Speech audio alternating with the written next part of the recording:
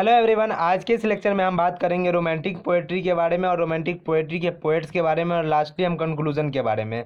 तो देखिए, इससे पहले आपका एक लेक्चर हो चुका है रोमांटिक पोएट्री का, जिसमें मैंने आपको इंट्रोडक्शन पार्ट बताया था कि रोमांटिक एज होता है क्या है, रोमांटिक पोएट्री होता है क्या है। इंट्रोडक्शन में सारा कुछ बताया था और उसके बाद मैंने आपको फीचर्स बताए थे रोमांटिक एज के, ठीक है।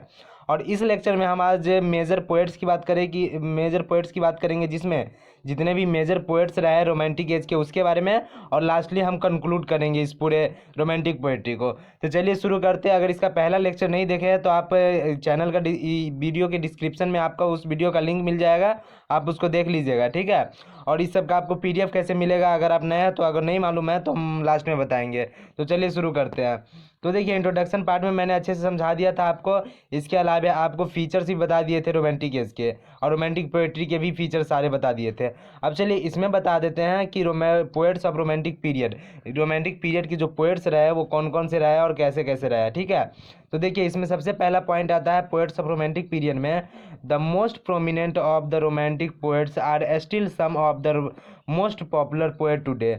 जो हमारे रोमांटिक पोएट्री जो है ना, देखिए रोमांटिक एज की जो भी प्रोमिनेंट, जो भी मुख्य पोएट रहे हैं वो आज तक मोस्ट पॉपुलर पोएट बने रहे हैं आज तक, ठीक है। वो कब, जब से शुरू हुआ तब से अभी तक जो भी मोस्ट प्रोमिनेंट पोएट रहे उस टाइम के, वो अभी तक वो रोमांटिक एज के सबसे अच्छे पॉपुलर पोएट में से आज तक वो माने जाते हैं। अब देखिए, the first generation of the poet include, और रोमांटिक पोएट को दो जनरेशन में इंक्लूड किया जाता है। पहला तो है फर्स्ट जनरेशन और दूसरा है सेकेंड जनरेशन। पहली पीढ़ी आई, उसके बाद दूसरी पीढ़ी आई, तो दोनों जनरेशन का अलग अलग है। तो जैसे में फर्स्ट जनरेशन में विलियम वॉट्स आते हैं और सैमुअल टेलर कॉल्डिज, मतलब एसटी कॉल्डिज वगैरह आते हैं। इसके बाद इसके अलावा विलियम ब्लैक वगैरह भी आते हैं, जो कि रोमांटिक पीरियड शुरू होने से भी पहले लिख रहे थे, विलियम ब्लैक वगैरह।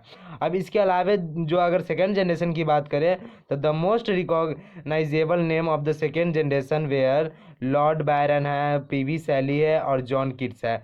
ये सब सेकेंड जनरेशन के बहुत ही फेमस पोएट रहे हैं। और फर्स्ट जनरेशन में William Wordsworth, Samuel ST college, इसके अलावा विलियम ब्लैक, ये सब बहुत, रॉबर्ट साउदी, ये सब फर्स्ट जनरेशन के पोएट रहे, ठीक है। तो चलिए इसको अच्छे से डिटेल में आप पढ़ते हैं सारे पोएट के बारे में। तो सबसे पहले इसमें आता है विलियम वर्ड्सवर्थ।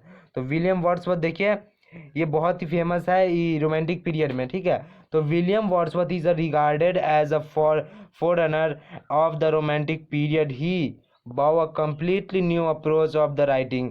ये जो माने जाते हैं फोररनर माने जाते हैं, इसी की वजह से बिगनिंग हुई थी विलियम वर्ड्सवर्थ की वजह से रोमांटिक एज की, एक तरह से इसी की वजह से मानी जाती है कि बिगनिंग हुई थी, क्योंकि आगे बताएंगे क्यों हुआ था। तो विलियम वर्ड्सवर्थ को फॉरेनर की तरह माना जाता है, और इसका जो लिखने का स्टाइल था पूरा न्यू अप्रोच था लिखने का, शैली सारी की सारी पोएट्री लिखने की, ठीक है। अब he had a great love for nature, और इसका जो प्रकृति के लिए प्यार था वो बहुत ही अच्छा था और बहुत ज़्यादा था। Nature was a God of him, और इसके लिए जो नेचर था, जो प्रकृति था, इसके लिए गॉड था।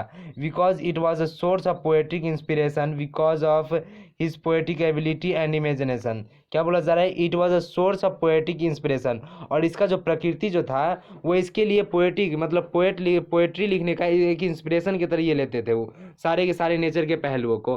Because of his poetic ability and imagination, और ये इमेजिनेशन का भी बहुत यूज़ करते थे अपने पोएट्री लिखने के लिए, पोएटिक एबिलिटी को इम्प्रूव करने के लिए। उसके बाद क्या है कि उसके बाद है Wordsworth could paint ordinary thing with beauty and charm, और वो क्या करते थे, ऑर्डिनरी थिंग, बहुत ही सामान्य चीज़ों को भी बहुत ही सुंदरता से उसको दिखा देते थे, और लिख के पोएट्री में बहुत ही अच्छे से डिस्क्राइब कर देते थे। उसके बाद his man seem wonderful in his poetry, Wordsworth wrote many poem and sonnet, और वो जो अपने जो लाइफ थे उसमें his man seem wonderful in his poetry, और वो जो अपने पोएट्री लिखते थे बहुत ही अच्छे से वंडरफुल तरीके से लिखते थे। इसी के अलावा वर्ड्सवर्थ अपने लाइफ में बहुत सारे पोएम्स लिखे हैं और सोनेट्स लिखे हैं, जिसमें हम उसके सोनेट्स और पोएम की बात करें, फेमस वर्क की बात करें तो some of his famous work are, पहला है टिन टर्न अवे, जो कि this poem remember his childhood day and describe the view of nature.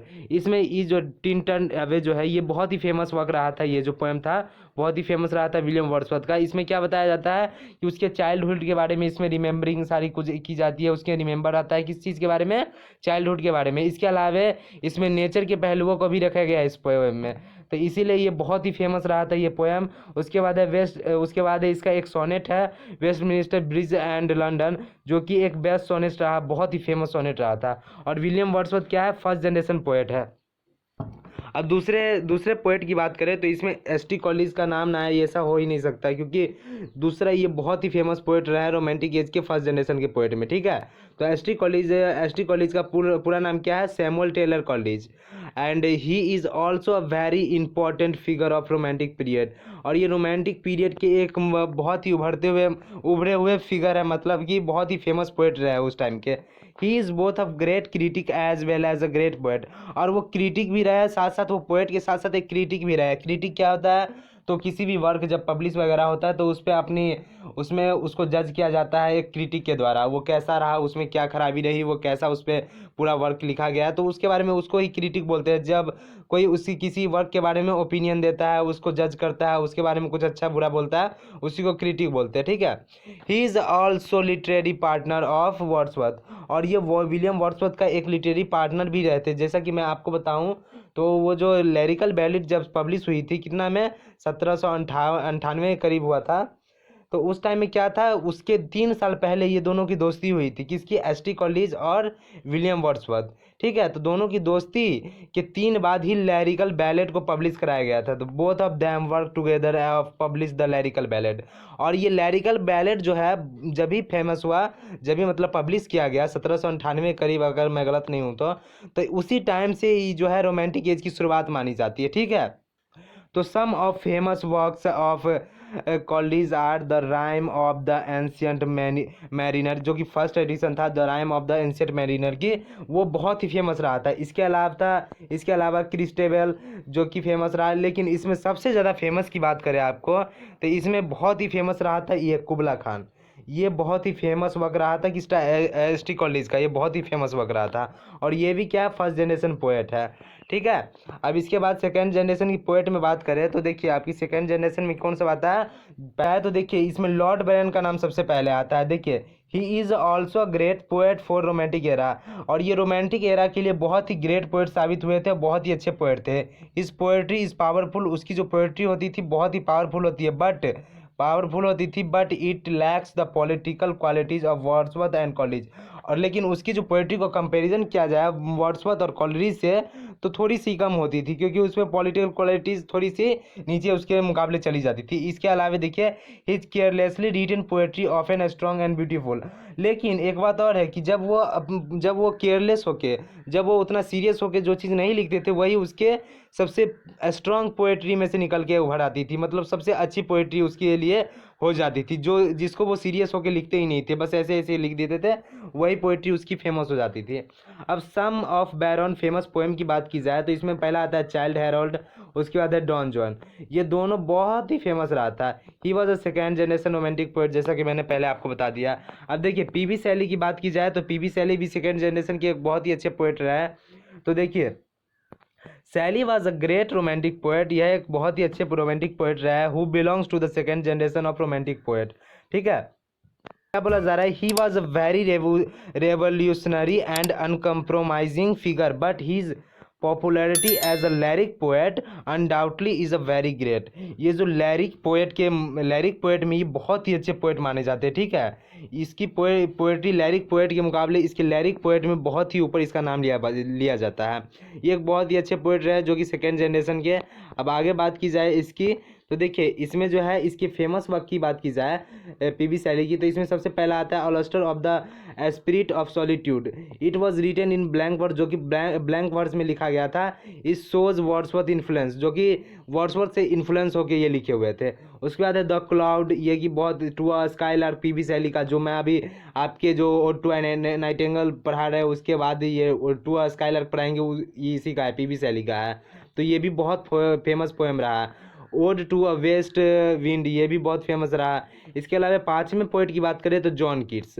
अब देखिए John Keats blooms early and died young, ये क्या हुआ है, बहुत जल्दी उभर के आया। जॉन कीट्स जो है बहुत जल्दी एक अच्छे पोएट में उभर के आया, लेकिन इसकी डाइड मतलब इसका जो मृत्यु भी हुआ बहुत यंग एज में हो गया था, 25 साल की उम्र में he was inspired by reading Spencer.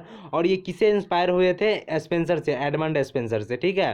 His developed self discipline both the feeling and skill, और ये जो है अपने फीलिंग वगैरह या स्किल वगैरह जो भी है उसके लिए अपने डिसिप्लिन के साथ वो जो भी लिखते थे बहुत ही डिसिप्लिन से लिखते थे, ठीक है, जॉन कीट्स।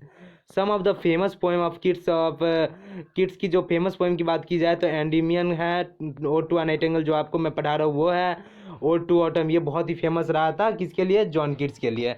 अब चलिए आगे बात की जाए तो इसमें कुछ लेक पोएट्स के बारे में बात कर लेते हैं। तो लेक पोएट मतलब जो झीलों के लेक पोएट क्या है, तो लेक पोएट में आपका 4 नाम आता है। पहला है William Wordsworth, Samuel Taylor Coleridge मतलब S T. Coleridge, Walter Scott and Robert Saudi.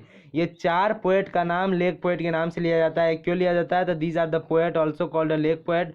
इस सारे पोएट को लेक पोएट बोला जाता है because of their house is near upon lakes, वो झील के पास इन लोगों का घर था, इसलिए इसको लेक पोएट्स भी बोला जाता है। और ये सारे के सारे रोमांटिक एरा के फर्स्ट जनरेशन के पोएट थे, ठीक है।